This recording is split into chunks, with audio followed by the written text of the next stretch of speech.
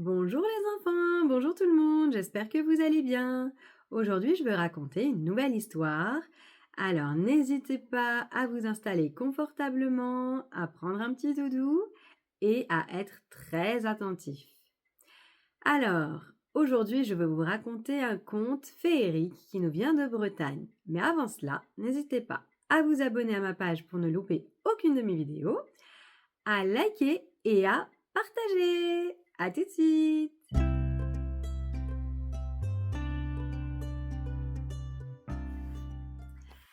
La fée et le dragon. Une vague a déposé ce conte sur le pas de ma porte. Tel qu'il est, tel qu'il était, je vous le rapporte. On dit que les fées sont bienveillantes. C'est vrai. Et il y en avait une en Bretagne, la fée de Stangala, qui l'était particulièrement. Partout où elle se trouvait, partout où elle passait, elle tentait de faire le bien du mieux qu'elle pouvait. Une pauvresse retrouvait sa quenouille filée. Une autre tourte et fougasse dans son garde-manger. Une autre sa masure entièrement nettoyée. Et pourtant, en vérité, la fée de Stangala rêvait d'autre chose. Elle rêvait d'une véritable action d'éclat. Une action qui marquerait à jamais sa vie, voire la mémoire ancestrale des fées. Et la petite enchanteresse en a tellement rêvé que l'occasion s'est enfin présentée.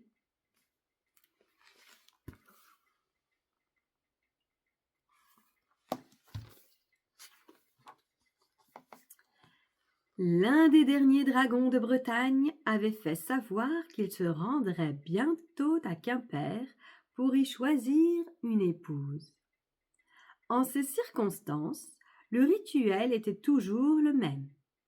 Crachant flammes et fumées, le dragon arrivait à la tombée du jour et menaçait d'anéantir toute la ville si on ne lui présentait pas aussitôt toutes les vierges. Puis il en choisissait une au gré de son désir et de sa fantaisie. La fée de Stangala s'était donc mise en tête qu'elle allait débarrasser la ville de ce dragon. Et pour ce faire, elle avait eu une soudaine illumination. Elle allait boire avec le dragon un philtre d'amour, afin qu'ils s'enflamment follement l'un de l'autre et qu'ainsi les vierges de Quimper en soient à jamais libérées.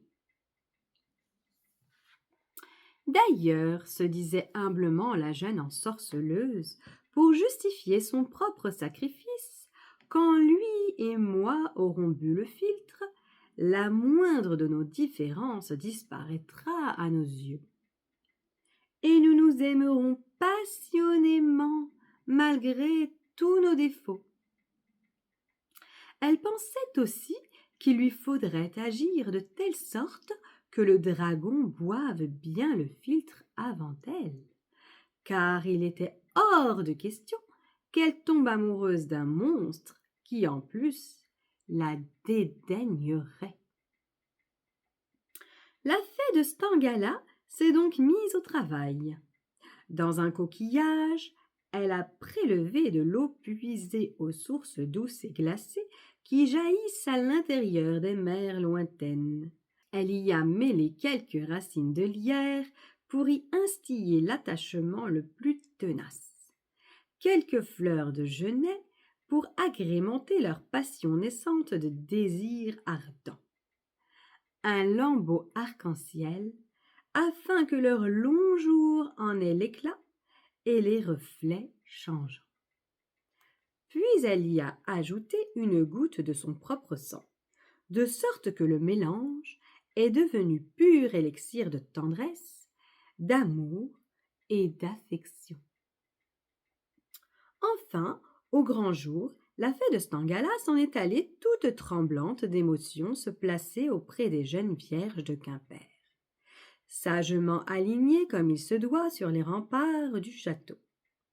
Mais, guignant tout de même cette nouvelle venue qui les rejoignait et dont la grâce, il faut l'avouer, les éclipsait totalement.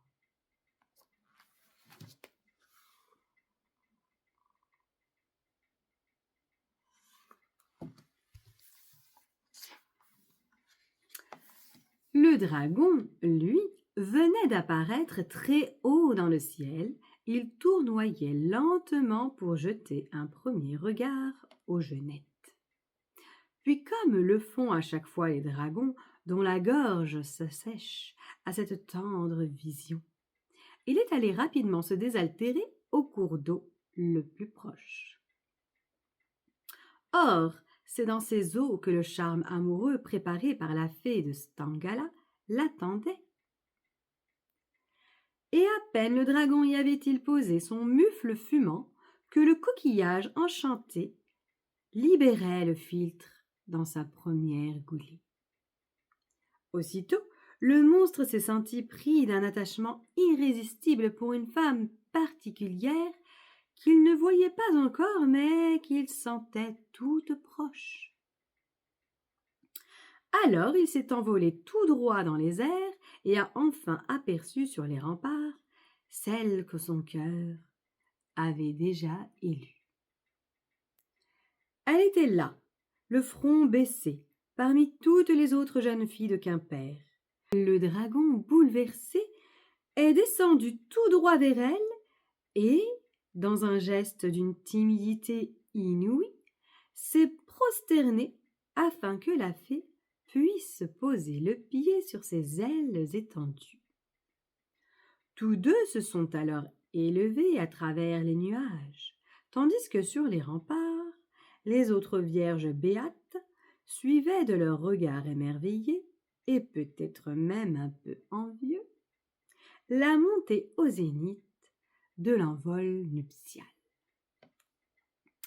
Mais le plus étonnant dans cette histoire est que la fée de Stangala tenait encore son flacon de philtre d'amour serré contre sa poitrine lorsqu'elle chevaucha le dragon, car son cœur et ses yeux débordaient déjà d'un tel amour pour le monstre puissant qu'elle avait tout simplement oublié de le boire. Que ce qui a été dit, que ce qui n'a pas été dit. Abreuve ma gorge et vous profite à tous. Fin de l'histoire. J'espère que vous avez aimé ce conte qui nous vient de Bretagne. Si oui, n'hésitez pas à liker la vidéo. À très bientôt pour une nouvelle histoire. Bisous bisous.